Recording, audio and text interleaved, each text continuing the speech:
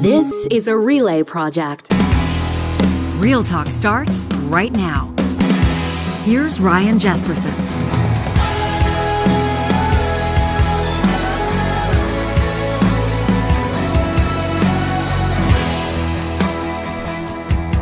Welcome to this episode of Real Talk. It's Jespersen and Hicks with you on this September 18th. I'm tempted, as one who can appreciate and oftentimes perpetuate the tradition of so-called dad humor of the cheesy jokes, to invoke as many space metaphors as possible to tell you that this episode of Real Talk is going to be out of this world, that we're going to shoot for the stars, that I suspect that I hope our first interview is a moonshot. Well, we're really excited in just about 1 minute's time to connect with the first Canadian ever in space. Marc Garneau, you know him, of course, as a longtime Canadian astronaut, president of the Canadian Space Agency. He resigned that position to serve as a member of Parliament as his career in public service continued, of course, rising up the ranks of the Liberal Party, the Liberal government, serving in several key cabinet positions, transport, foreign affairs.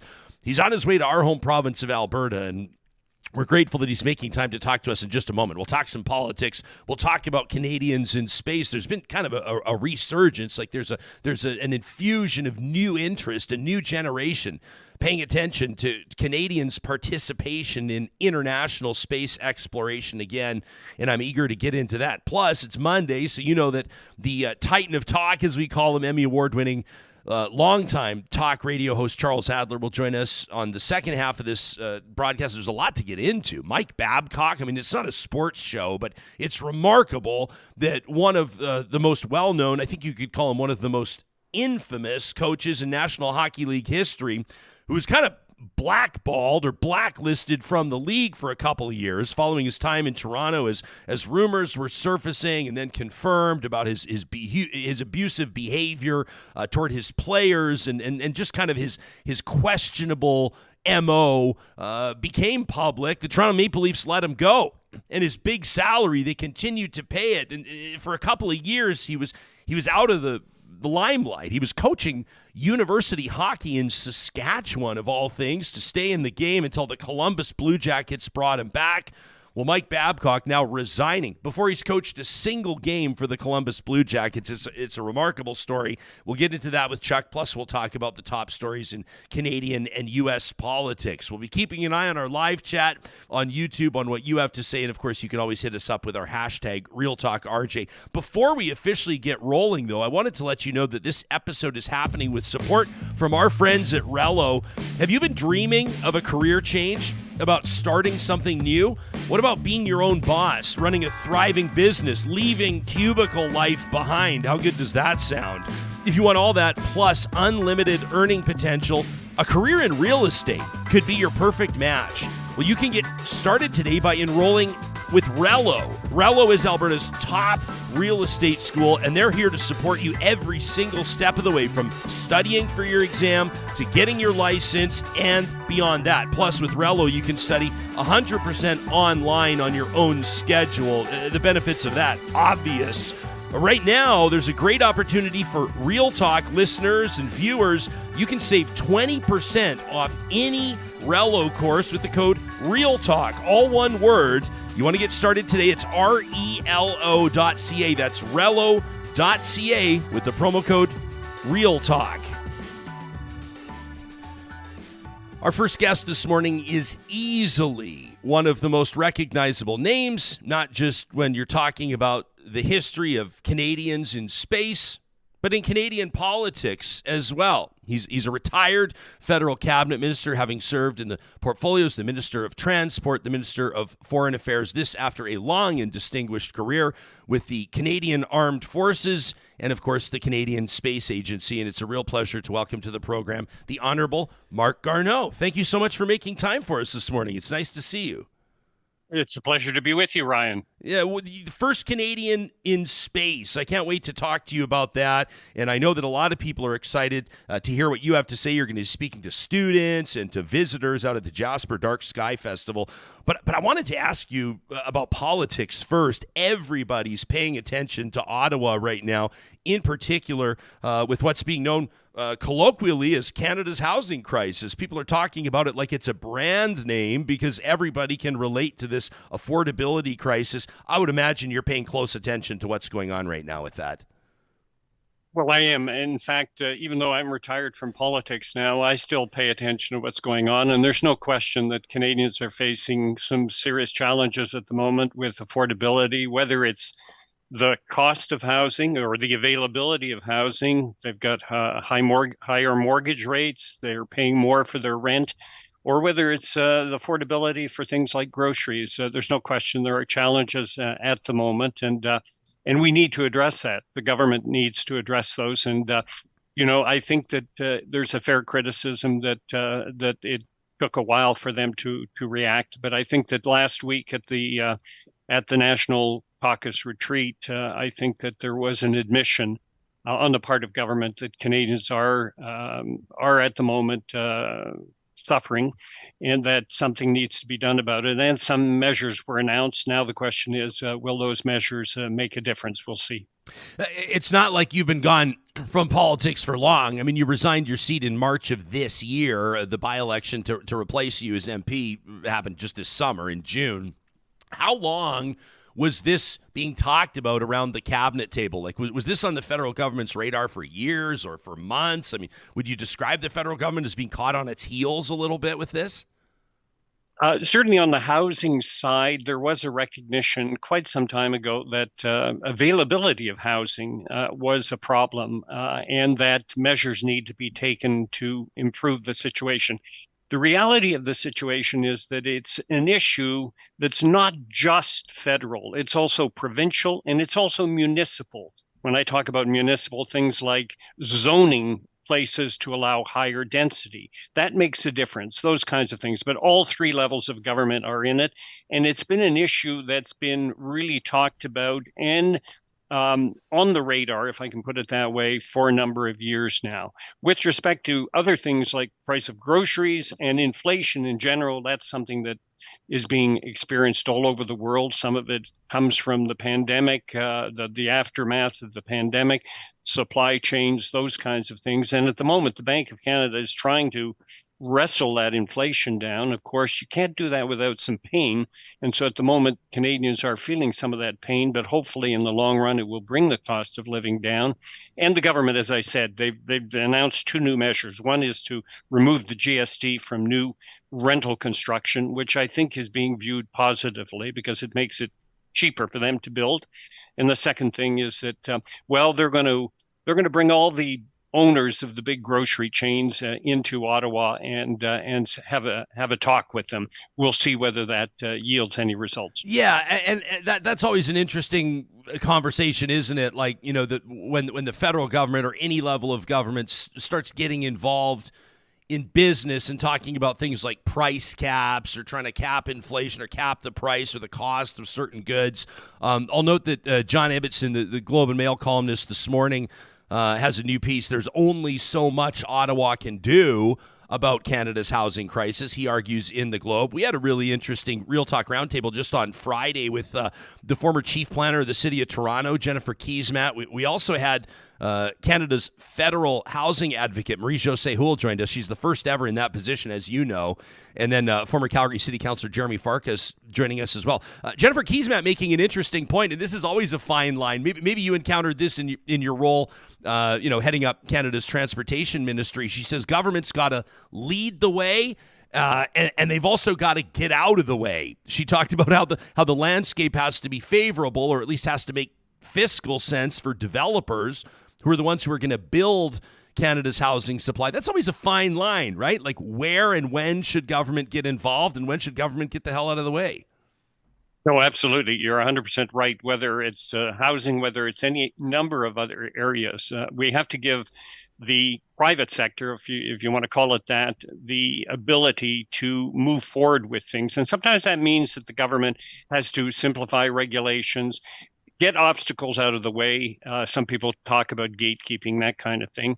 And at other times, well, when the population is feeling the pain and they're saying, help us, help us, help us, the government naturally has a tendency to want to get involved. So how you walk that fine line is really one of the biggest challenges that any government faces at all three levels of government.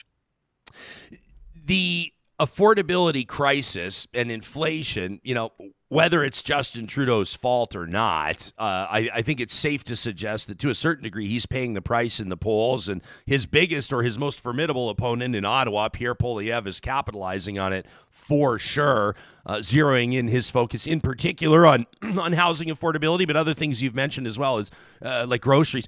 What are you most noticing here? What's jumping out at you as a veteran a political observer and someone who's been a player in that game? What do you make of polling numbers right now, and in particular the Conservative surge?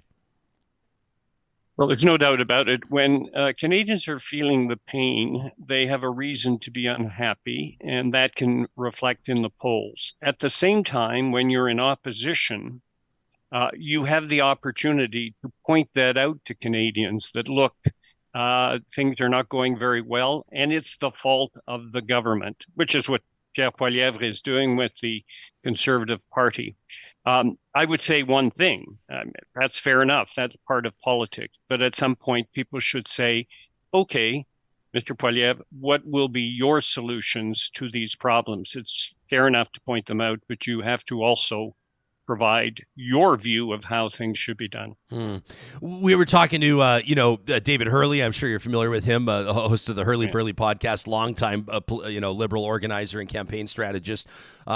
We talked to him about Trudeau's political future and whether or not he'll lead the Liberals into the next federal election, and whether how much time.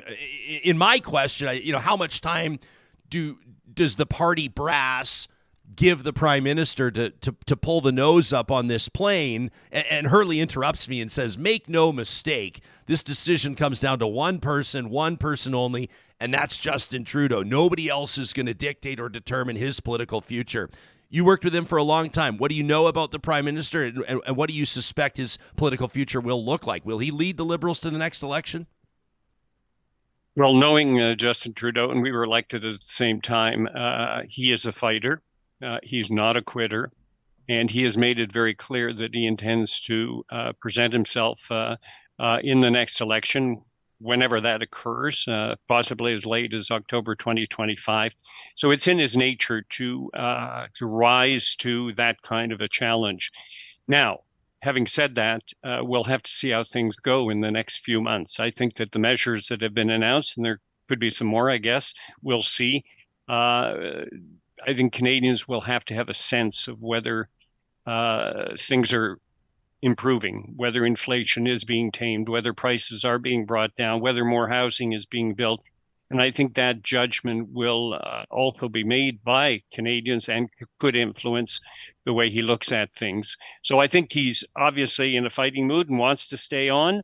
But at the same time, he also has to, I think, show that there is some improvement that's going to occur. And I would say, as many people have said, that the next sort of 5-6 month window is where Canadians will be particularly watchful to see if change is happening.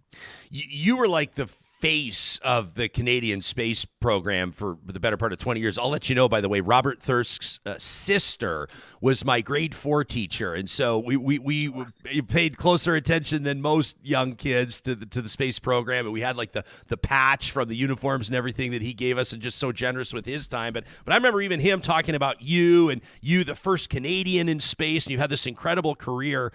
How much convincing did it take back in 2005, 2006 when you made the move to leave the Canadian Space Agency? You were president at that time. Was that a difficult call to make the move into politics, or were you ready for a change? No, it was a difficult call because I loved the job that I was doing there, and would have been very happy if politics had not captured me. I would have been very happy to potentially have another term. There were 5-year terms when I was appointed as president.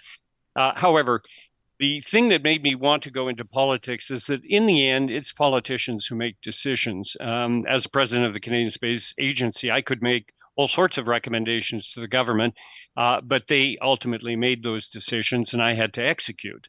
But the possibility of having some influence on decision making is really what attracted me into it. And I felt that, even though I was late to get into politics, I felt that I would have a chance to perhaps influence things if I could get successfully elected. Now, the first time I lost, and when I was elected, I spent 7 years in opposition. So I did my time before actually having an opportunity to be around the table that made decisions. Yeah, you sure did. Well, I love, most people will hear this on the podcast. So for their benefit, I'll let them know that the minute that we even briefly touch on or mention space, your face just kind of lights up. And I think that's probably part of the reason why everybody in our neck of the woods is so excited for your upcoming visit to Jasper National Park. You're going to be speaking to a few different groups as part of the Jasper Dark Sky Festival. And people can check that out at jasperdarksky.travel. I understand you'll be speaking with some students. You'll be talking to some space enthusiasts. Can you talk to us? I've got some questions about present day Canadians, and there's obviously a renewed enthusiasm. We know that there will be a Canadian in space on a big, high-profile upcoming mission. But back in the late 1970s, early 1980s, before you were the first Canadian into space on Challenger in 1984, how did you get started? What was it like for you, like as a little kid? Were you always stargazing? Well, I have to admit that I wasn't. People are always a bit surprised to hear that. I was actually somebody who was in love with the idea of becoming a sailor, Wow. which is what I did. I became a naval officer, and I was actually enjoying my career in the Navy. But when I saw that ad in the paper in 1983 saying that Canada is looking for astronauts, it just grabbed me. And I thought, my goodness, wow, to have a chance to be a pioneer on the frontier of space, that's something that I just couldn't resist. And although I gave myself very little chance of being chosen, I thought there's lots of more qualified people. I thought if I don't do it, I'm going to miss an opportunity and I'll regret it. And so I applied, and lo and behold, 6 months later, I was fortunate enough to be chosen as one of 6 Canadians, including with Robert Thirska, who has been my friend since then, but almost 40 years ago. Yeah, unbelievable. What do you remember most? We've got 4 Canadians now, Joshua McCutrick, Jeremy Hansen, Jennifer Sidney Gibbons, and David St. Jacques, who are, I suppose, kind of leading the charge present day for Canadians, into space, including the Artemis 2 mission that's coming up and the like. What are they experiencing based on your memory? I mean, let's say you're strapped into Challenger. It was 1984, right, when you were the first Canadian into space. Can you even put it into words for the rest of us plebs, us ordinary folks that'll never experience something like that? Well, it is an incredible experience to go into space on board any kind of rocket. If you look at our 4 current astronauts, who are all incredible people, David St. Jacques, one of them, has actually gone to space, and in fact, he spent almost 6 months on the International Space Station. He has experience. Now, the next one to fly, and by the way, Jeremy and I beg your pardon, Josh and Jenny, who are 2 of the astronauts, are just incredible people, and their turn will come. But the focus next year is going to be on Jeremy Hansen, because he's going to take it to the next level. All of the Canadian astronauts who have gone to space have orbited the Earth, and in some cases they've gone to the space station and spent. There are 3 Canadians who've spent 6 months on the space station, but Jeremy is going to do something that only Americans have done in the past, and that is to go as far away as the moon. In his particular case, he will fly, at the moment it's scheduled for November 2024, on a very big rocket called Artemis. And Artemis will go to the moon. It won't land on the moon. This is the Artemis 2 mission. It will orbit the moon with a crew of 4 on board, and lo and behold, one of them is a Canadian. We will be the second country to have sent somebody as far away as the moon. And part of the reason for that is because we are invested in the Artemis missions. We're going to build some of the robotics for the Lunar Gateway, which is a mini space station that will orbit the moon and will be built with Canadian robotics. And so we have an active role in this, and Jeremy is going to be the flag bearer next year for us. And for me, I'm not minimizing going into space and orbiting the Earth. It's a really big deal. But to go to the moon and around it and then come back as a precursor mission to Artemis 3, which will actually put people on the moon, I think this is extraordinary and exciting times ahead. Yeah, it's unbelievable how sort of the public profile of, I mean, astronaut is easily, people sort of say like astronaut, neurosurgeon. We try to come up with these top shelf A-list professions that most people just can't relate to. I might add Olympic downhill ski racer to that, stuff where people just can't wrap their minds around it. The public profile with stuff like Instagram, I think of Colonel Chris Hadfield on the International Space Station. I think he's got 2 million followers on social media or something like that. I mean, it's just exploded, and it's given the public more access, I think, to space, and it certainly plants these seeds of interest with young people as well. Why do you think it's so important for Canada to be at that table, or to be on the space station, or to be in those rockets? Why is it important for Canada to prioritize that? Well, you put your finger on it. There's a lot of good reasons for Canada to be in space. Some of them are just utilitarian purposes, such as communication satellites or navigation satellites that allow us to figure out where we are anywhere on Earth, and Earth observation satellites. But there's an important element into going into space, and you put your finger on it. It is, and particularly this is where the human space program applies, when astronauts go into space, when people like Chris Hadfield, who's a phenomenon in himself, because he has, as you say, millions of followers, and he's written books, and he's so eloquent when he talks about space. But I have, in the past almost 40 years, spoken to hundreds, if not, close to 1,000 schools. And when you talk to young people, you can see their eyes light up like nothing else. And they are, I don't know, they're just captured by the thought. You can see the wheels turning in their brains. Their imagination, which they still have at that age, is working in overdrive, and they're trying to imagine themselves being up there and the excitement of that. And I think that inspirational factor is important, and it's important for a country like Canada. So I hope that we will continue to be involved, not only in the non-human side of things, but also on the human side.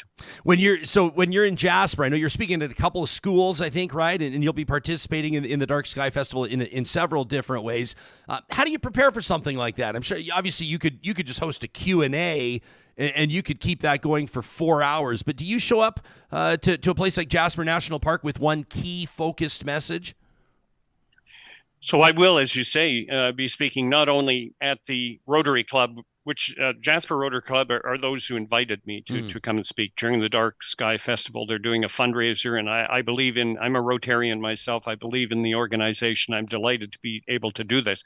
They said, while you're there, could you speak to a couple of schools? So I'll be speaking to an English school, grades 5 to 12, and I'll be speaking to a French school in Jasper. It's called l'École des Rochers, and it's also grade 5 to grade 12. And my message to them is to talk about the extraordinary things that Canada has actually done in space, because I've found out during the past 40 years that Canadians know about certain parts of Canada's involvement in space, but there's a lot of things they don't know about the amazing things that Canada has done in space. That's the first part of my message. And I think I give a PowerPoint presentation, and I give very specific examples of what we have done in space. And people are always surprised to find out just how much we have done. And then the second thing I try to do is to tell them why it's important for us to be in space. Space is complex, it's expensive, it's risky, but it's worth it. And that's a message that I try to carry. Do you? How do you feel about? What do I say? Like the billionaires in space is the quickest way to get to the point. The Richard Bransons and the Elon Musks and the Jeff Bezoses and the rest. Is this good for space? Is it good for humanity? I have no problem with that. The more people that go into space and can talk about that experience, the better it is. Now, many of those vehicles that go up and come back down, it's a very short few minutes of floating on the edge in space. You can say in space, but it's a very quick and compressed experience. Some have paid a much bigger price and have actually gone to the International Space Station with the Russians, for example. I think it's good because they then are able to relate their experience as non-astronauts, and I think that the public is interested in hearing about that as well. But all of this commercialization of space overall is a very good thing. People like Elon Musk with his SpaceX, and you're just showing a picture of it, and others. This is good because at the beginning of the space age, only governments spent money on space because the private sector didn't want to spend any money. It was too risky. It was they didn't have deep pockets, and they couldn't see the benefits. Today, with people who are investing commercially in space, I think that's a good thing. It accelerates the space program, and that I think is a good thing. Not only to go out and explore, but also to do things that are very important for us here on Earth by putting spacecraft up there that can do some useful things. Man, well, I could listen to you talk about it for hours, and I know that you'll have captive audiences and certainly a packed house on Thursday, October 12th in Jasper. That's at the Forest Park Hotel. There's still tickets available for an intimate evening with Marc Garneau, presented by the Rotary Club of Jasper. It's part of the festivities of the Jasper Dark Sky Festival, and people can check out jasperdarksky.travel or just the show notes here on this episode for the direct link. Longtime Canadian astronaut, president of the Canadian Space Agency, and federal cabinet minister, now retired, the Honorable Marc Garneau. Thanks for your time. It's been great to talk to you. My pleasure, Ryan. Have a good day. Yeah, you as well. One of the coolest things about Mark is even when, the government is, as you know, obviously, when you're a senior cabinet minister and a high profile person, you'll face a lot of fire and take a lot of flack from critics and political opponents. And it's part of the game. It comes with the territory. But Mark was always sort of seen as one of the more highly regarded and certainly one of the most highly respected members of parliament and cabinet ministers, and I think you can see why in the way that he carries himself. Plus, what are you going to really do to rip somebody that was the first Canadian in space? What are you going to do? What are you going to say to somebody it's the ultimate as a flex. Politician to somebody that was an astronaut before they went into politics? It's the ultimate flex. There's nothing you can say to that guy. He's done it all. I mean, once you've been out there and seen it, I mean, the pictures are amazing too. The video is incredible, but I mean, I can't even comprehend what it would be like to watch the little tiny ball of glass Earth just disappearing in the distance and going like he's talking about. Because we all know about going to space, and that's what I was talking about too. Everyone's like, oh, Elon Musk, he's going to space. He's not going to space like these guys did. Going to the moon, going out there, staying out there for months. It's incomprehensible to me, that's for sure. And like he's talking about as well, like, those that are up on the Canadian or on the rather the International Space Station. Like, can you imagine? There's people up there for like 4, 5, 6 months. I can't at a time. That. Yeah, there's got to be. I would love to do a deep dive on this. We should certainly put in an ask and find a way to interview somebody that has had that experience. The psychological impact. Like you're up there with a few other people for sure, and there are communications obviously with the crews on the ground, but just that sort of isolation, kind of being away from everything. Oh yeah, and even can I say, like in real life, real talk. The way that you clean yourself, the way that you poop, the way you eat, everything is different. And I mean, even the training to become an astronaut. Some people don't make it through, right? Because you got to go through those isolation stages. You got to be in zero gravity for an amount of time before you go up there. And we were talking about this before when we had what was her name on the show? Sorry, I always forget her name. Katie Mack. Just like her talking about like. As a pilot, like an airline pilot, there's so many system checks you have to go through to fly a plane. It's 10, 20 fold when you're in a space aircraft. One little thing goes wrong. So the amount of pressure, the amount of stress, even just taking off and getting up there is just, it's incredible. We didn't ask Mark. I mean, we could have if we had more time, but we didn't. We'll note that Marc Garneau, his first, when he became the first Canadian into space, it was on board Challenger, and most people know ultimately at how Challenger's service ended with a horrific tragedy, out of the Kennedy Space Center with everybody on board killed. And I can't, when you're strapped onto that, I mean, it's how many millions of liters or how many liters of rocket fuel you're basically strapped onto. You're on a missile. Basically. You're on a missile, and you're heading up into the great unknown. And I don't even know how you wrap your mind around it, but we're grateful that Marc Garneau made time to talk to us about that. Charles Adler coming up in just a second. When we're talking about innovation and science and Canadians doing great things, I want to put the focus on our friends at Apex Automation for a moment.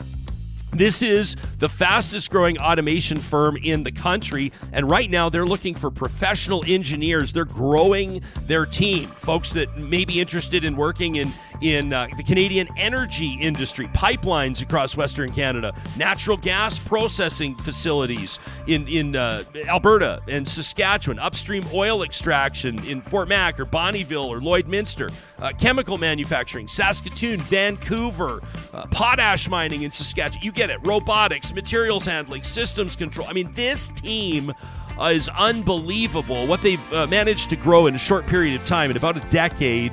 And right now, they're looking for people that are intent on reaching their career potential. A team that understands putting its people over its profits. I hope that this is speaking directly to at least one of you. You've got your PNG, but you need a change. Check out the careers link today at apexautomation.ca. The Alberta Beef Roundup is back. Our friends at Friesen Brothers want to make sure you know about this before it's over, because it goes just for 2 weeks. 2 weeks every year since 1955. It's an Alberta tradition. This is a great chance for you to fill your freezer. There's one of two options you can choose from. A custom-cut whole hip, about 70 pounds, and then a 50-pound freezer pack as well, featuring the finest Alberta beef cut just the way your family likes it by the skilled butchers at Friesen Brothers. The event, as mentioned, lasts just 2 weeks, so if you snooze, you will lose. You can learn the details and find this at all 16 Friesen Brothers locations or online at friesen.com. That's FRESON.com. Our friends at Complete Care Restoration want you to know, and they want this message to be loud and clear, that when you're at a low point, let's say that you've had a place, whether it's your home or your business, impacted by fire, could be a total loss. Maybe it was a flood, or maybe it's just a renovation project where you discovered something unexpected, like asbestos everywhere. Complete Care Restoration approaches every single project like it's their own home, like it's their own business. That's why their team of certified professionals approaches each project with safety and customer satisfaction in mind. They focus on making each project a fulfilling experience, not just for their customers, but for their team members as well. They believe that work, despite sometimes tough circumstances, post-fire or flood, is an opportunity to enrich people's lives, and being a helping hand is their utmost priority. This is a no BS team. We know because we've worked with them ourselves. If this is something where you find yourself navigating a tough circumstance, you're going to want to check out CompleteCareRestoration.ca. And if you're looking to squeeze the most out of fall, and that includes the fall flavor revolution, you're going to want to visit a Dairy Queen in Northwest Edmonton or Sherwood Park ASAP. And that's because they have their fall blizzard menu officially out. You can try them all. I mean, embrace fall with sweet treats like the Snickerdoodle cookie dough or the classic pumpkin pie blizzard treat. There's also the caramel fudge cheesecake blizzard, choco-dipped strawberry, and the Reese's peanut butter cup pie. I can't choose. And maybe you don't have to either. Order one of each and bring them all to work. Become everybody's best friend with a quick visit to a Dairy Queen in Palisades, Nemeo, Newcastle, Westmount, or in Sherwood Park on Baseline Road.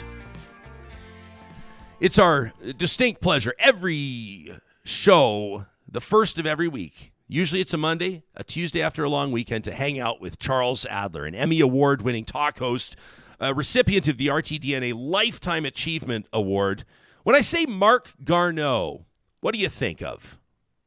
I think if I took Marc Garneau to Sherwood Park to the DQ, Yeah. I think he'd become my best friend. That's what I think of when you mentioned Marc Garneau. Marc Garneau is a person who actually is eminently qualified to be prime minister.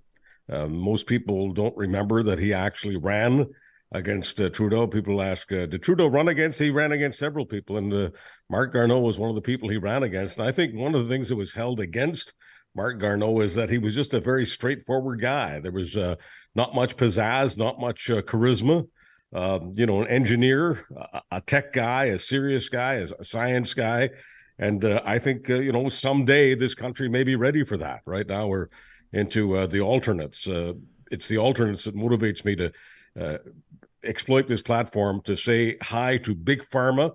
Big Pharma is always getting trashed, but the last number of days I've had some flu symptoms, and if it weren't for Johnson & Johnson, Tylenol, cold and flu, I know it's not made in Turkey. This is for the Smith government, for Rob Anderson, the Smith government. I'm sorry that this brand of Tylenol is not made in Turkey. It's not up to your UCP standards, but it's been working really good, and I want to give Big Pharma a plug. I'm my wife and I like in a fun way. I'm not dragging stuff from behind closed doors into the public forum here, but my wife grinds my gears often, and quite frankly, the technical producer of this show grinds my gears from time to time as well. It's true, Johnny, you do, and we can tell everybody about this because I don't have a lot of time, and I know I'm going to get emails on this, but I don't have a lot of time for like oil of oregano and echinacea and double doses of dandelion leaves or whatever anybody else wants. Wheatgrass shots. Wheatgrass shots. When I am feeling sick,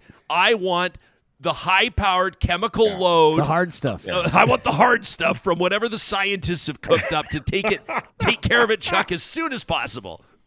It blows my mind, Ryan, that we've got people in our lives who have suffered from the most horrible things. I'm talking about, heart, lung, brain, cancer, you name it. And the only reason they're alive is because incredible technology, science, chemistry have come together, okay, to deliver these little pills, these meds. And that's what's keeping them alive. And every doctor with a real medical education, I'm talking about real doctors, not talking about naturopaths, and I'm talking about the real folks. Every one of them knows how important this stuff is for them to help keep their patients alive. And despite all of that, we're still into all this alternate stuff, to the point where we're also into alternate reality. And it's amazing how many people can campaign on alternate reality, alternate truth, which is just a fancy schmancy way of saying bullshit. And millions of people would rather trust BS than real science. Mm-hmm. Yeah. The naysayers hate Big Pharma until they get cancer, and then it's, Well, but even then, though, and I'm sort of like right now going, should I talk about this or not? I won't use any identifying details, but we have one friend of ours who's been fighting cancer for several years, has been quite hesitant to take doctor's advice, basically. Sure. And we love her dearly and care about her dearly, and it's been really troubling that she believes that, on Reddit and other internet forums, she's finding alternative therapy. I mean, it's her life. I would say this to her face, have said to a certain degree, but like she believes basically that she's as smart as the oncologists or that she's going to find alternative solutions. And to be honest, people can do whatever they like, but it's kind of heartbreaking as an observer, to be honest with you. That's a survival tactic, though. I mean, I know people have been through cancer, and everyone, Sure. When you're facing that door, you'll go down to Mexico. And I haven't you'll walked pay a those mile in doctors. those You'll shoes. do that stuff, right? And I have a friend who ultimately passed. May he rest in peace. A dear friend, Andrew, who with his brain cancer, Charles, he didn't the latest scientific advancements, and they threw everything they could at it, and it didn't work. And so then he went down for alternative therapies, and I don't blame him one bit, and I miss him every single day. But for me, it's when you eschew science and say you're not going to. You and I didn't know we were going to talk about this today. This is us freewheeling. It doesn't matter. Doesn't matter at all. Real talk, and but I could care less what the so-called agenda is, what the news agenda neither is. of us This care. is this stuff matters. This stuff So does please. matter, and it's when somebody says that they're not even going to give chemo a try, or they're not even going to listen to the doctor. I mean, Steve Jobs. I mean, who benefited more from a business perspective from technology, science than Steve Jobs? You know, Mr. Apple himself. And yet, when he had cancer, it wasn't about a last resort, doing all that what Johnny was just talking about, going to Mexico and whatever. That was his first resort. He just did not trust real scientists. And it's not like when you're living in Silicon Valley, you don't have access to real science and real medical science. And Steve Jobs, because this is something that we don't know enough about the human brain. There's a part of the human brain that is much more attached to belief, okay? And whether we're talking about religion, whether we're talking about love, whether we're talking about superstition, it doesn't matter. That part of the human brain that is involved much more in belief meaning absence of evidence. That is a very, very powerful thing for people, especially when their emotions are triggering all sorts of reactions because of some bad news they've just received from the doctor.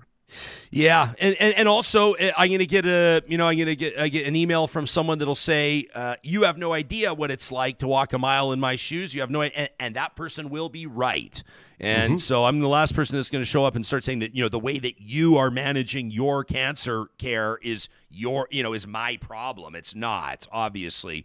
But just as a casual observer, you take a look at those trends, and I mean, I don't know, maybe COVID, maybe the pandemic kind of like stirred this up within us as well, because all of us have a friend that thinks they're smarter than all of the virologists, right? And so I have some sympathy. I'm usually attacked as someone who has no empathy for those anti-vaxxers, and I don't have empathy for people who try to prevent other people from getting vaccinated, just like I don't have any empathy for whoever is involved in the Alberta healthcare system right now, opposed to reinstituting masking rules in many facilities, many hospitals, where clearly we've got outbreaks of COVID. I just don't understand what's taking time to get that done. It's just unbelievable to me. I'm not blaming Danielle Smith directly. I'm just saying that there's a monkey wrench has been thrown into the system, because if you got lots of COVID in any facility, especially a hospital or a daycare center, get the masks out. I don't care what the theories are and what the alternates are.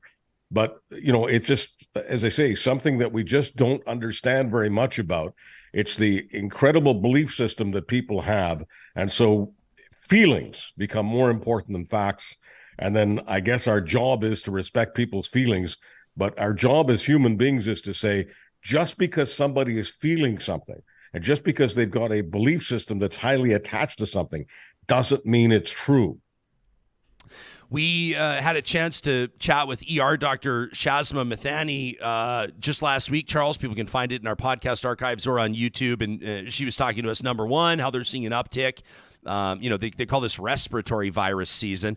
What a world, hey? We amid the affordability and housing crisis, we go from wildfire season to respiratory virus season. It's heavy.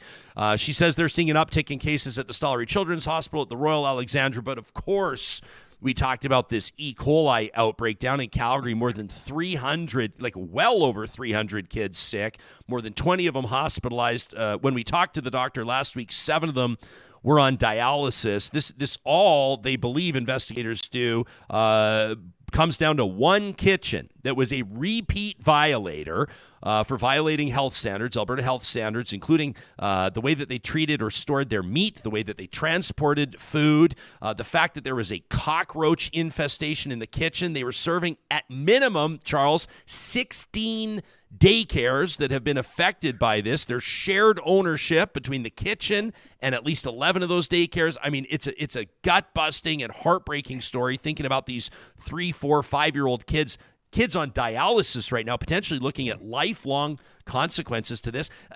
People look to point the finger somewhere. The kitchen is the obvious culprit. Some people are calling out health inspectors.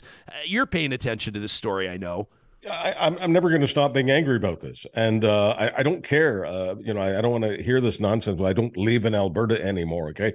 How about my belief system, okay? Alberta has been my good luck charm. The people of Alberta are the people I give the most amount of credit for the success I've had in my life. They've given me more breaks than any human being deserves. And so, yes, my heart is in Alberta. And I'm never going to stop being angry about the fact whether it's the kitchen, whether it's the inspection system, whether it's the Alberta healthcare system, whether it's the government. The point is, many people were aware that this place had all sorts of problems, the kinds of problems where you don't take a risk.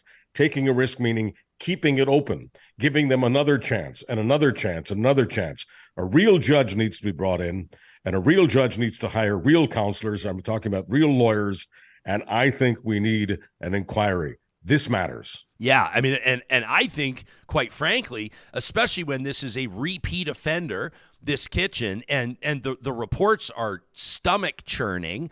When health inspectors arrived at this kitchen, they found live adult cockroaches climbing up the side of the fridge. They found those sticky traps, Chuck. One of them, they said there was like 20 cockroaches on the sticky trap. Like, you know that there's a problem, but you're continuing to operate. Number one, I don't know if this is an option, but I say you shut down that business for good. And number two, quite frankly, you talk about the anger that you experienced, and I think a lot of people are feeling right now, let alone the families impacted. I wouldn't rule out a class action lawsuit. I would suggest that these people need to be buried financially. Well, you know, they're giving them each family being given $2,000 or something, but taxpayer dollars, not the kitchen.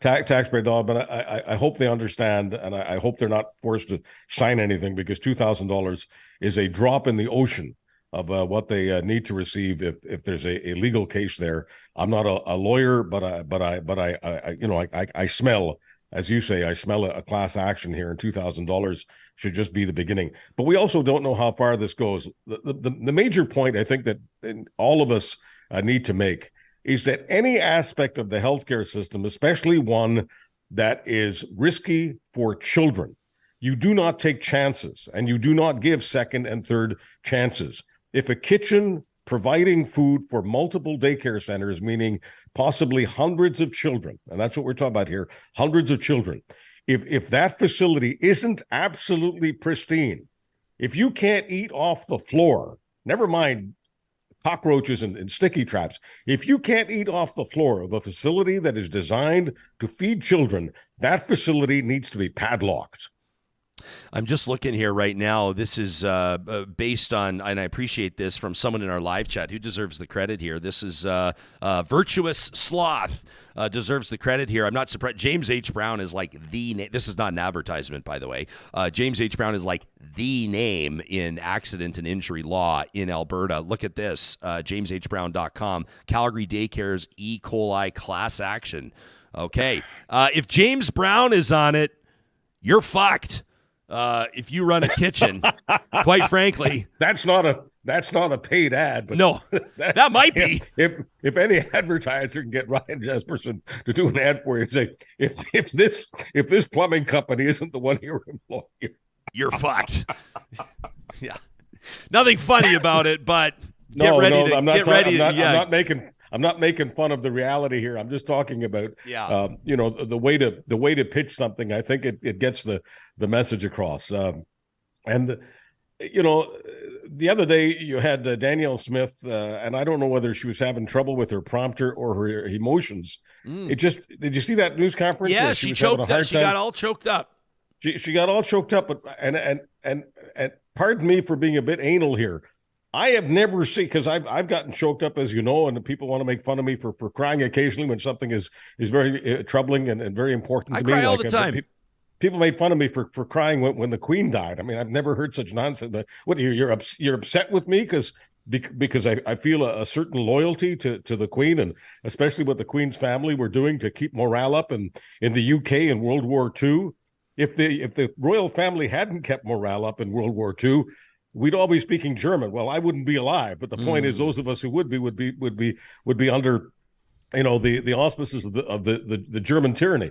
Here's the point that I guess needs to be made here, and I think it's an important point. We have got to understand that when a politician or any public figure is absolutely all choked up and talks about how heartfelt this is and how it hurts their heart, if you don't see, and once again, people are going to say a bit anal here, if you don't see a single tear, there's something wrong with that picture. Did that make any sense to you? I've never seen someone all choked up and as I say, a very powerful story about children being sick and how it hurts their heart. And I didn't see a single tear. How do you do that physically? How do you do that? I mean, I don't know. I mean, for me, it's like, the emotion here. Have you ever had an emotion about a child being on dialysis? Okay, because of something that should never have happened, or a child suffering in any way. Whether it doesn't have to be your own family, it's not the point. How do you have that kind of heart pain and not have a tear in your eye? I mean, I don't. I put it this way. Right now, it's not. It's Alberta's premier is being criticized. There's things that are fair criticism and things that are unfair and stupid. If that's over the line. So no, I'm not saying it just looked very odd to me. Let me just say that I'm seeing people say, I saw people and real talkers. So I'm not trying to, sort of rip on our own audience here, but some people are saying, Danielle Smith deserves to lose her job over the E. coli stuff.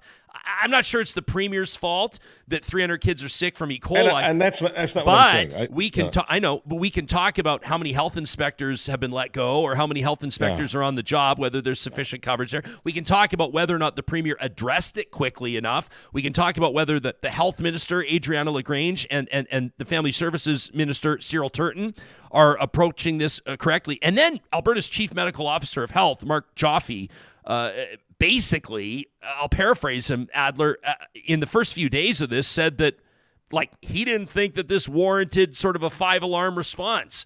Yeah. And the message that sent to I tweeted about it on the weekend, talking about how a doctor needs to have good bedside manner. I thought he's relatively new on the job. I think that he really dropped the ball there. So Canadians, Albertans in this case, expect to see, like you're saying, humanity in the political and organizational Alberta Health Services response in a situation like this, for sure. Well, when he said that this didn't warrant an emergency response, that set off a 5-alarm fire in my brain. How could any human, never mind that he's the medical director, how could a human being say that? How do you know? I'm not talking about think, feel, no. How do you know that several children are in serious conditions, several children are on dialysis, several children will be injured for the rest of their lives? What part of that doesn't smell like an emergency? Yeah, well, he said that he basically, they left this, the health minister and the chief medical officer of health left this to their comms teams to handle for the first week, which is unbelievable. And then his words, he said he had questioned the urgency. He said, quote, when he spoke a week into this crisis, okay, so Real Talk's been talking about it, everybody's talking about it. He and Minister LaGrange finally show their faces, says, quote, at this point, we felt it was prudent for us to appear here and speak to Albertans to answer your questions, but we didn't feel there was urgency to do that up until this point. Yeah. Which is well, English apparently is not his fourth or fifth language. Apparently it's his mother tongue.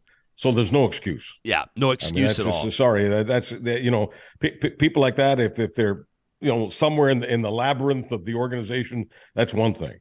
But you can't be a leader. You cannot have moral authority when you're saying that. It's impossible. Can you imagine?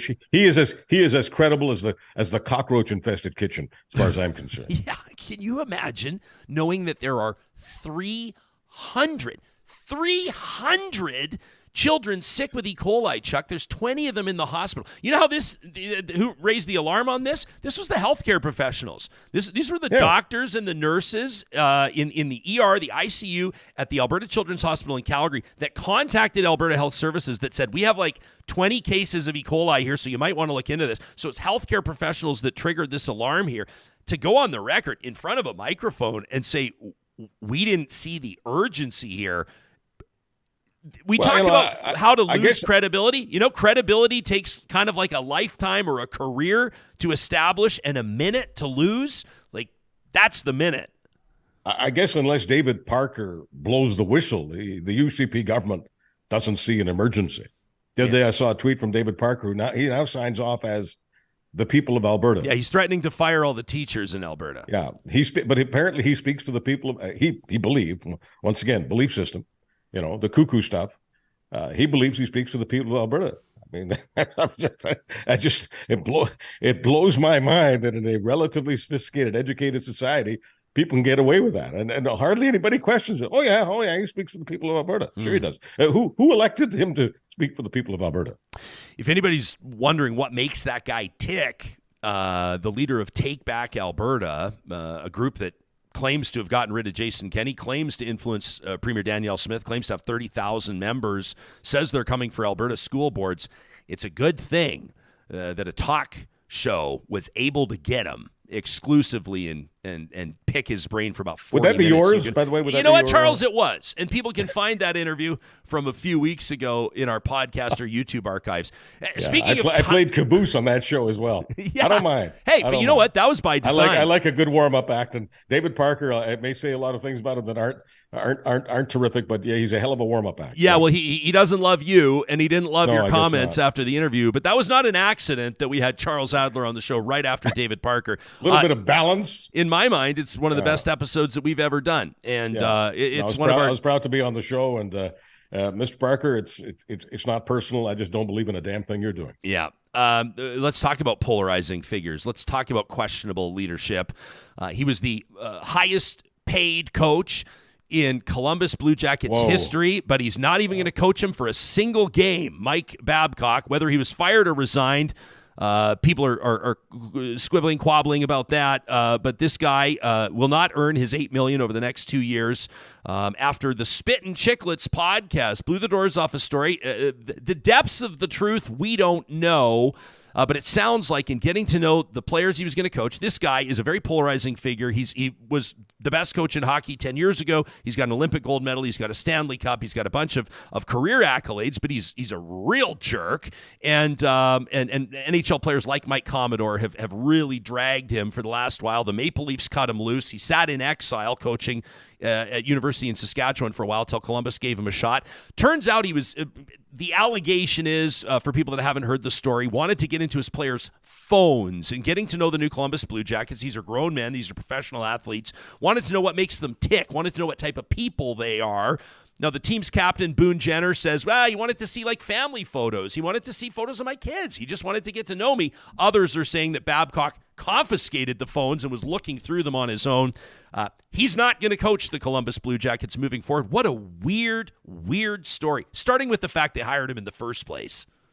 Well, Ryan, here's let's stipulate he was definitely top of the hill 7 years ago. All the things that you just mentioned, the Stanley Cup with Detroit, the World Championship for Canada, and then at the Maple Leafs organization, like so many other coaches, he fell apart. I mean, there's something about the Maple Leafs. I'm not trying to be just nasty because it's Toronto. I'm not trying to be nasty because I grew up hating the Toronto Maple Leafs and all of that. But that is where a lot of careers go to die. Now, in Columbus, you mentioned that, did he resign? Did he quit officially? He resigned. Would you agree, Ryan, that if he's got 2 years left on a contract paying him $8 million a year, $4 million a year, yeah. So I'm sorry, $4 million a year for the next 2 years. That's what he was supposed to be doing. So here's my question to you: if he agreed to resign, nobody resigns. He agreed to resign. Yeah. If he agreed to resign, is he getting an $8 million payout? I mean, you have to. I don't know whether they struck a deal or not. I looked into it, but there's no way he's getting zero. He forfeits the rest. I believe he gets the season. Maybe. Okay. He gets a percentage, but he forfeits the rest if he resigns. Okay. Yeah. Keep in mind the Maple Leafs were paying him for I think he was making $5 or $6 a year, something like that, for the Leafs, and he was paid while he was gone there. I mean, he's like, but it's not about the money. I'm not saying it's about the money. I just want people to know that there are people in the business, Babcock among them, who has made a fortune on getting fired. And Johnny, if you tell me that he's going to get the entire season this season, $4 million, and that's it. I'm not exactly sure. I know he's getting some money, but that was the same thing I thought. Is this guy still gets his $8 million, right? And I saw at the bottom of an article saying he forfeits a remainder of his contract, which could be after this season, whatever percentage. But what a weird hiring, Chuck, in the first place. Like Jarmo Kekalainen and John Davidson, like the leadership group in Columbus, GM and president of hockey ops and all that. I mean, pretty well respected guys in hockey.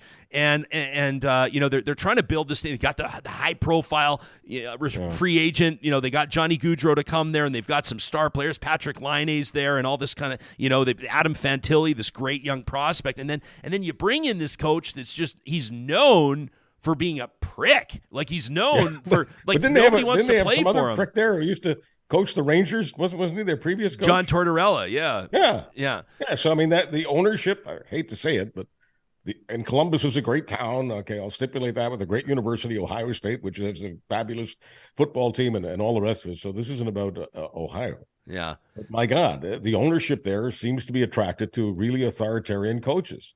And what's more authoritarian? Even Torts would not have done this.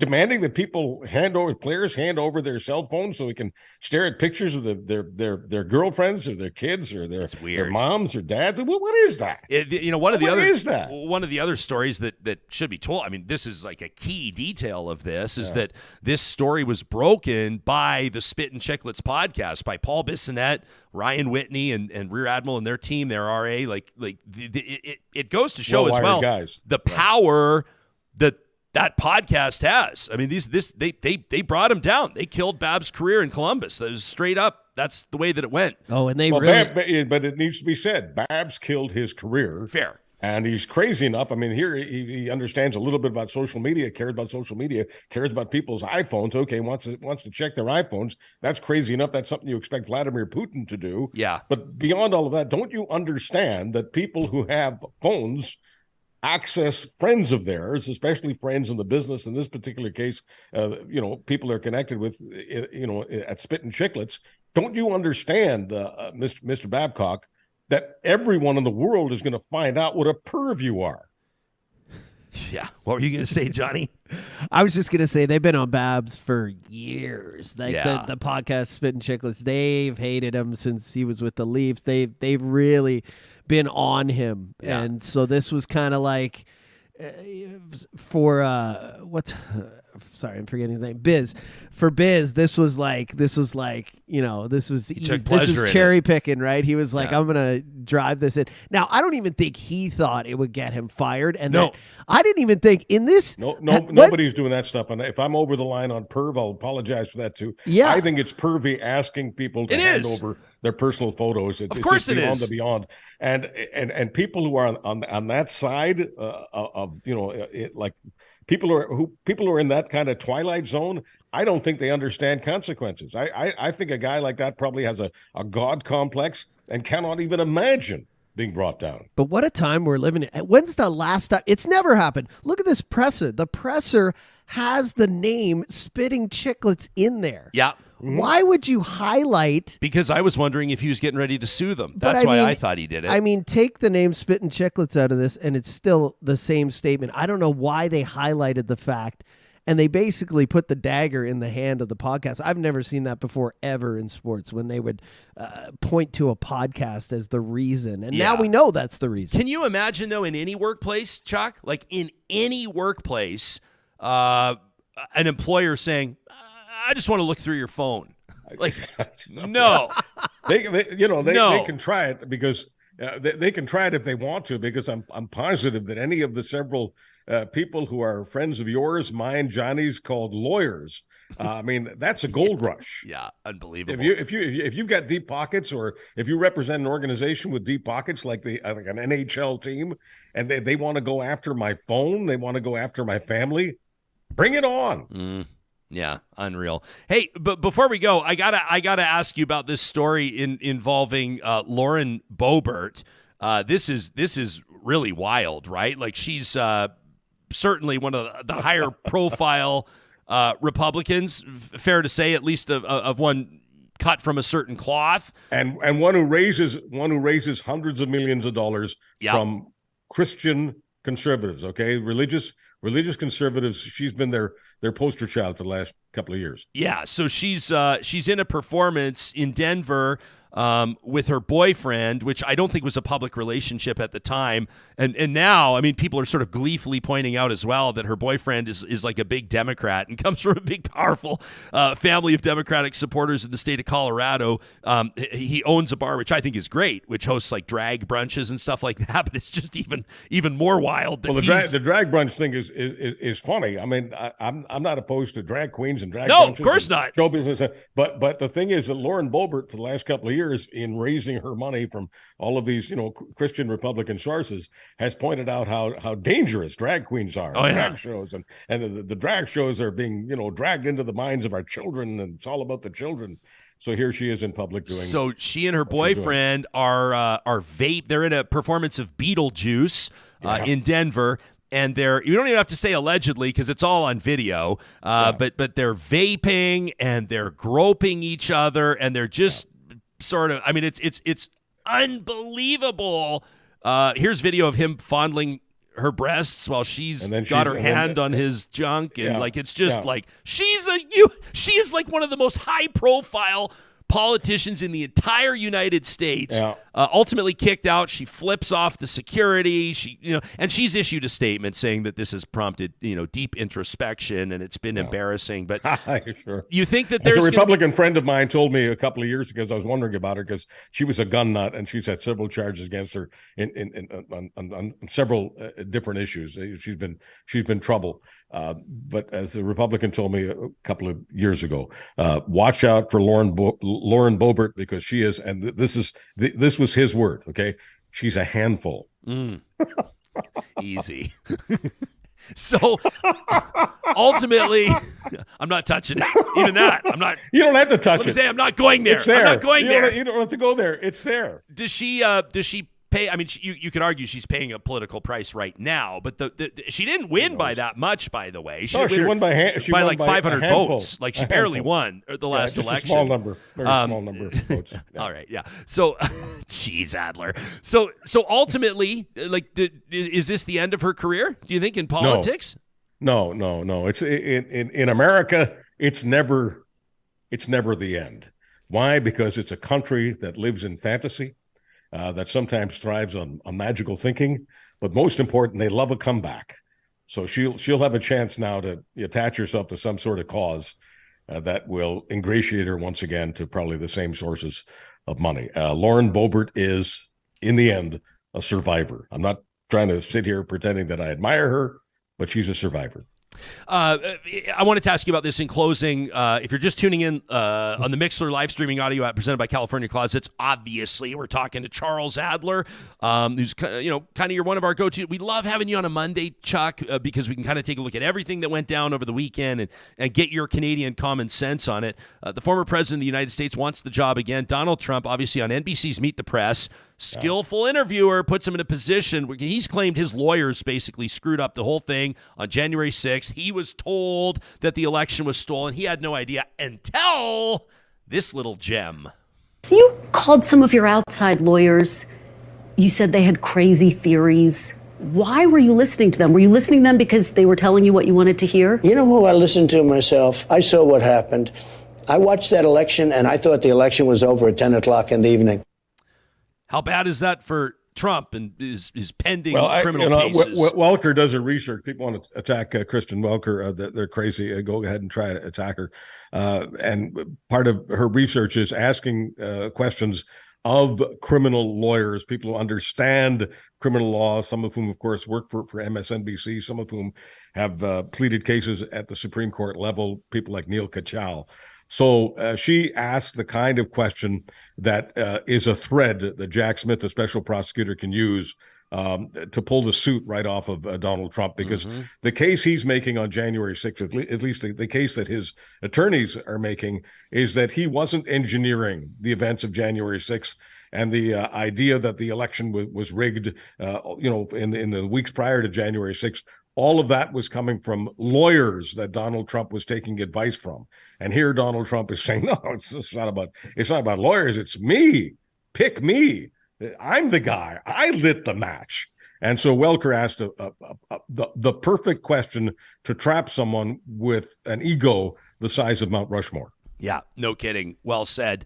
It's great to see you. People need to, if they don't already, follow you on Twitter, on X, at Charles Adler. They need to subscribe to the Charles Adler Show wherever they get their podcasts. And hey, very quickly, I want to pump the tires on this. 3 minutes that matter. Put this on people's radar. Well, 3 minutes that matter. Over the years, when I wasn't doing talk radio, I was known for doing newscasts, but newscasts that had some attitude. Yes, newscasts that had an opinion. And fortunately, whatever gifts I have, I was able to put things in very, very cogent terms. In the business I'm in right now, doing what I'm doing right now with Ryan, of course, I'm paid to say things that last more than 10 seconds or 20 seconds, and sometimes the answers almost are 3 minutes long.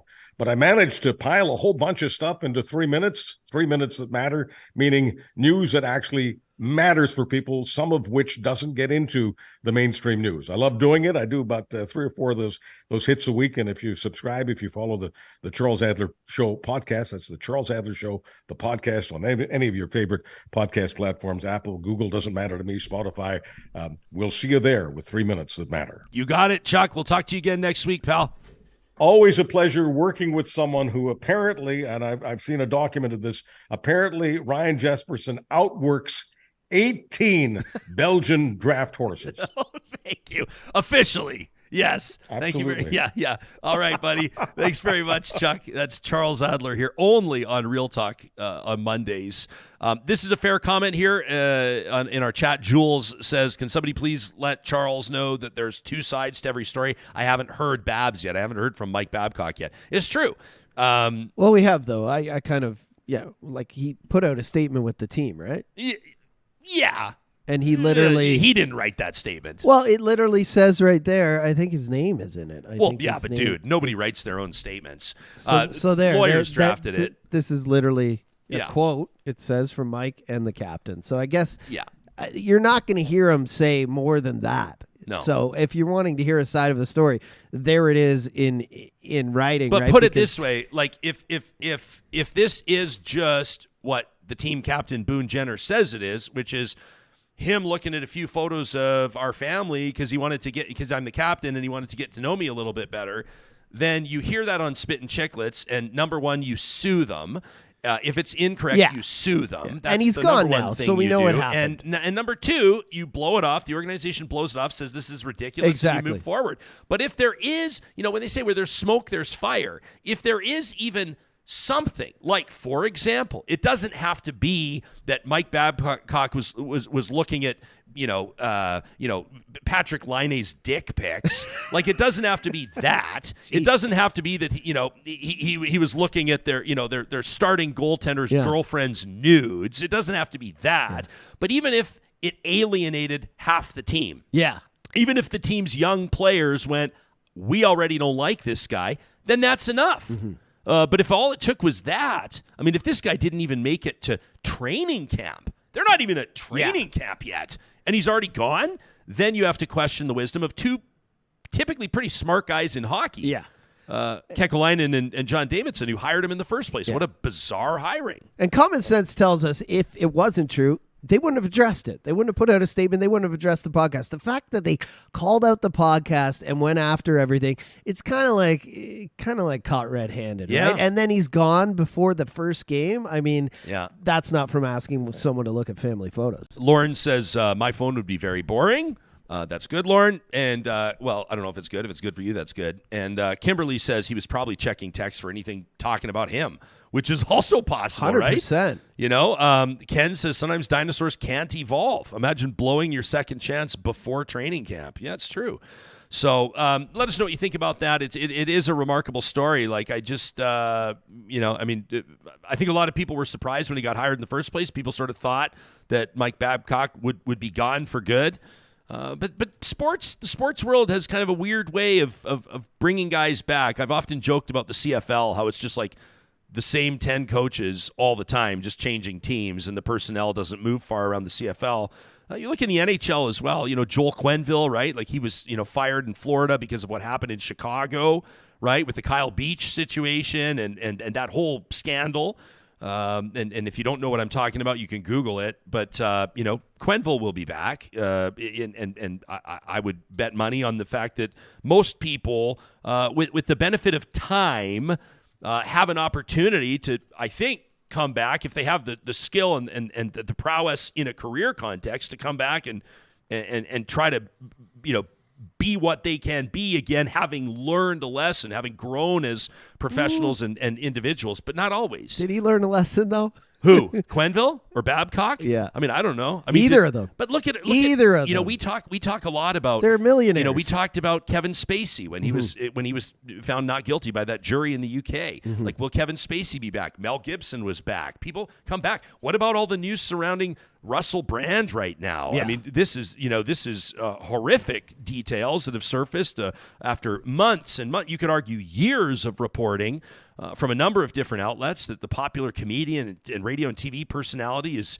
being accused of rape and sexual violence and quite frankly having a sexual relationship with a minor. And I mean, it's horrific. Yeah. But you look at the way that the general public is everybody going to throw out their Russell Brand fandom when they hear about this? Some people will. Some people haven't listened to Michael Jackson since those documentaries come out. Some people don't listen to Chris Brown.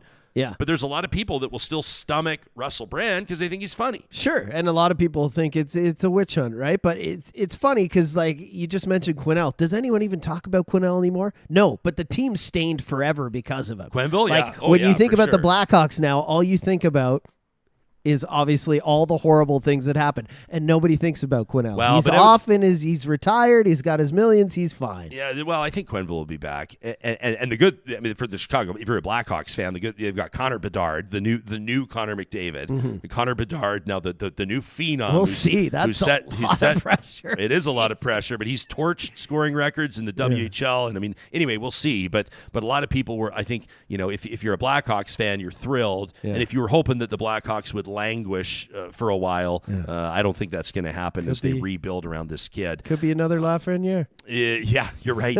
This is becoming a hockey show. We also were talking to Charles is talking about the wheels of justice and prosecutors and that. Do you subscribe to our weekly email? It's waiting for you in your inbox on Monday mornings. And Johnny, you can show my screen here.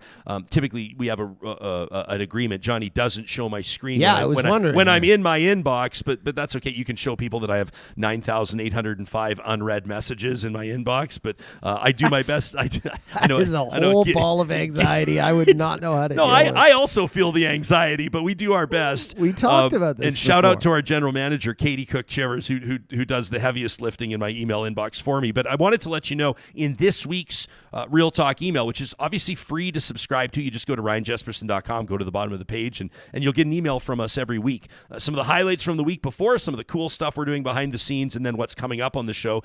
And you already know, if you subscribe to our email, that coming up on this Friday, our Real Talk Roundtable, we know and you know that violent crime is out of control in Canada. And we're grateful that typically these two represent opponents in the courtroom, right? When you talk about criminal defense lawyers and Crown prosecutors, they don't typically work together. They're not on the same team in the courthouse. But I'm grateful that this Friday, only on Real Talk, Dallas Sopko is the president of the Alberta Crown Attorneys Association, and Paul Morrow is president of the Criminal Trial Lawyers Association, and the two of them are going to join us for a conversation. They're going to put their heads together and come up. We'll talk about bail reform. We're going to talk about policing. We're going to talk about sentencing. We're going to talk about victim impact statements. We're going to talk about a whole bunch of things, and you won't want to miss that. That's coming up this Friday, the next Real Talk Roundtable. If you missed last Friday's, just a few days ago, make sure you check it out. We tackle Canada's affordable housing crisis. Affordability is front and center in a new campaign that's put out for the public by the Civic Service Union 52, that's CSU 52. And you can find the details on that at edmontonforeveryone.ca.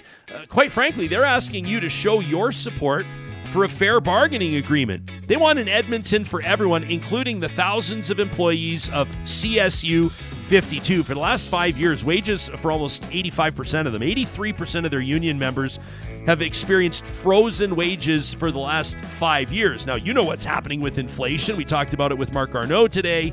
Obviously, we've talked about it a lot on the show. That means that they've taken a pay cut over the last 5 years. These are community members, neighbors. They've got families. These are the ones that are keeping communities going, and they believe that they deserve a cost of living increase. If you'd like to help join their fight, send a letter of support to help bolster their campaign. You can find the details at edmontonforeveryone.ca. Our friends at Local Environmental Services know that businesses are also experiencing a cash crunch, and for a lot of businesses, that means reevaluating all their contracts, taking a look at where they can save even a few dollars. If you're looking for a substantial improvement in your bottom line when it comes to your garbage and recycling contracts, whether you're a ma and pa shop, a retail location, a restaurant, or a shopping mall, a hotel, or even a municipality, check out localenvironmental.ca. It takes just a couple of seconds to request a quote for service in Alberta or Saskatchewan. And to them, I mean, they believe it's not just the money you're paying, but they also believe that you deserve better service. They believe that you deserve more support for community causes in your area, like Edmonton and Whitecourt and Regina. Shout out to Saskatchewan today. Local is a full-service environmental solutions partner, and you can learn more about what it looks like working with them by checking out localenvironmental.ca. We spent some time welcoming family to our backyard. We've not done the official unveil yet. We know we've been telling you about our reinvention project in partnership with Eden Landscaping, but last night we invited a couple of cousins over and their mom, our Auntie Amber, for a little pizza party, and seeing the wide eyes as they walked into our space just reiterated to us the value of bringing that outdoor space to life. They were marveling at the design efficiencies and how everything flows together. That's the benefit that you get when you've got Mike and his team helping you with the planning process. Take your vision to reality with a custom landscaping project by Eden Landscaping, and you can learn details on that by checking out landscapeedmonton.ca. I did see on the heels of our Marc Garneau interview earlier today, somebody in the chat was saying we should talk to Colonel Chris Hadfield. Mm-hmm. And we wanted those of you that didn't have a chance to check out our conversation with the former commander of the International Space Station.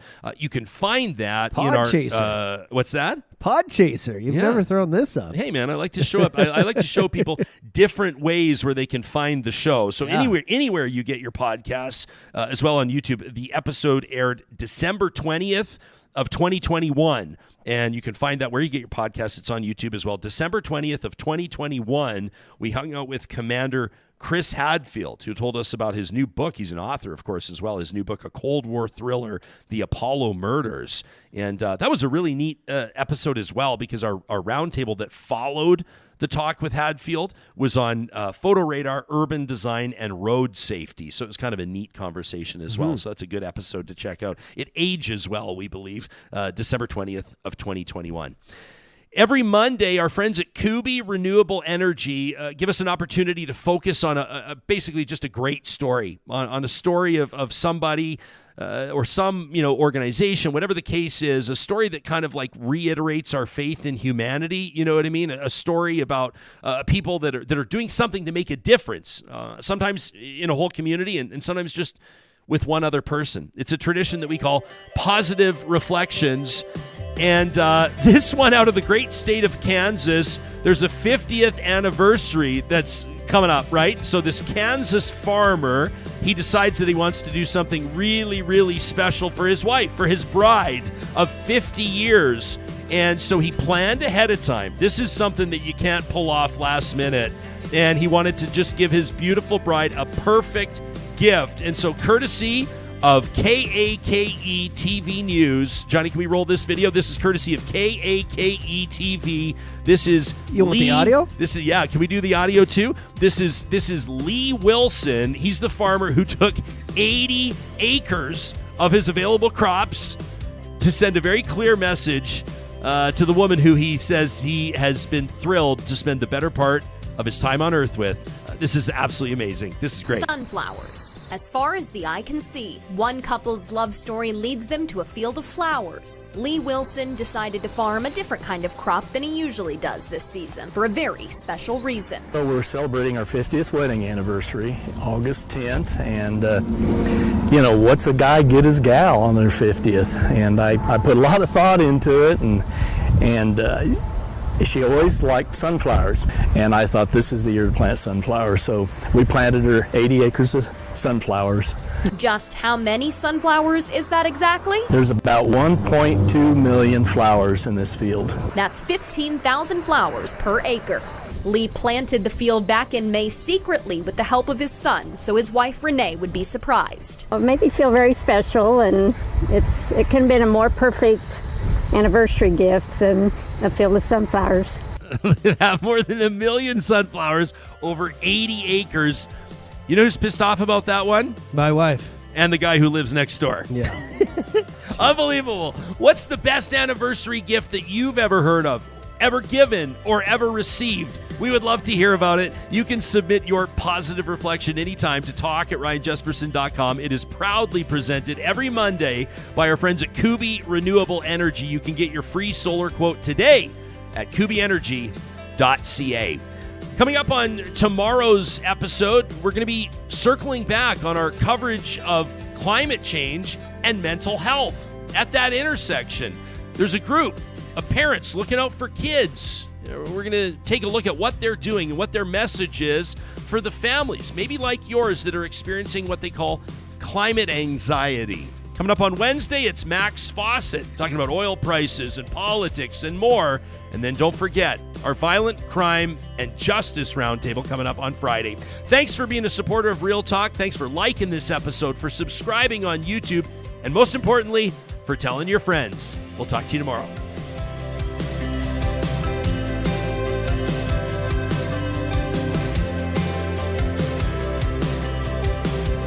Real Talk is hosted by Ryan Jespersen, Executive